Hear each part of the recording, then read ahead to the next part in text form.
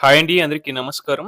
Contract outsourcing ఉద్యోగులకు సంబంధించి ఒక ఇంపార్టెంట్ అప్‌డేట్ అయితే రావడం జరిగిందండి.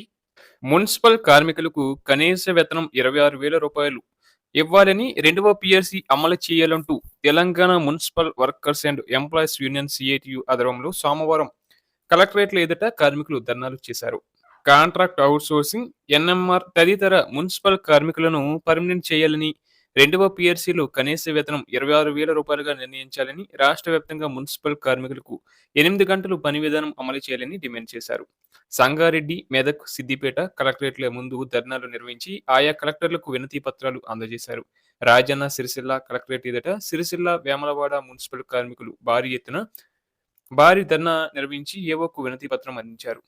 అలాగే పెద్దపల్లి, కరీంనగర్ కలెక్టరేట్ల ఎదుట ధర్నాలు చేశారు. కాంట్రాక్ట్ ఔట్‌సోర్సింగ్ విధానాన్ని రద్దు చేయాలని డిమాండ్ చేస్తూ మున్సిపల్ కార్మికులు నల్గొండ జిల్లా కలెక్టరేట్ ఎదుట ధర్నా నిర్వహించారు. ఈ సందర్భంగా Telangana municipal workers and employees union రాష్ట్ర కార్యదర్శి ఎండి సలీం మాట్లాడుతూ, మున్సిపాలిటీల్లో పనిచేస్తున్న కార్మికులందరినీ పర్మనెంట్ చేయాలని, రెండో పీఆర్‌సీ అమలు చేస్తూ పెరుగుతున్న ధరలకు అనుగుణంగా 26,000 కనీస వేతనం ఇవ్వాలని డిమాండ్ చేయడం జరిగింది. కార్మికులందరికీ రిటైర్మెంట్ బెనిఫిట్స్, హెల్త్ ఇన్సూరెన్స్ సౌకర్యం కల్పించాలని డిమాండ్ చేశారు. అలాగే యాదాద్రి భువనగిరి జిల్లా కలెక్టరేట్ ఎదుట మున్సిపల్ కార్మికులు ధర్నా చేశారు. అలాగే మరోవైపు ఆకాశంలో వేలాడుతున్న విద్యుత్ తీగలపై అత్యంత ప్రమాదకర పరిస్థితుల్లో విధులు నిర్వహిస్తున్న ఉద్యోగులపై యాజమాన్యం కనికరం చూపడం లేదు.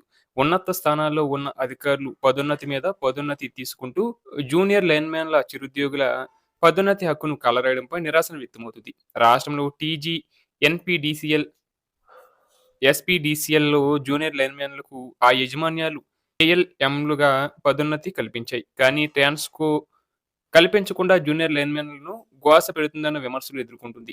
ఇక టీజీ, ట్రాన్స్‌కోలో జేఎల్ఎం పోస్టులు 1119 ఉన్నాయి. ఇందులో 892 పోస్టులు భర్తీ అయ్యాయి. అసిస్టెంట్ లైన్‌మెన్ పోస్టులు 378 ఉండగా ఇక్కడ 6 మాత్రమే ఉన్నారు. లైన్‌మెన్ పోస్టులు 280 ఉండగా 7 మాత్రమే ఉన్నారు.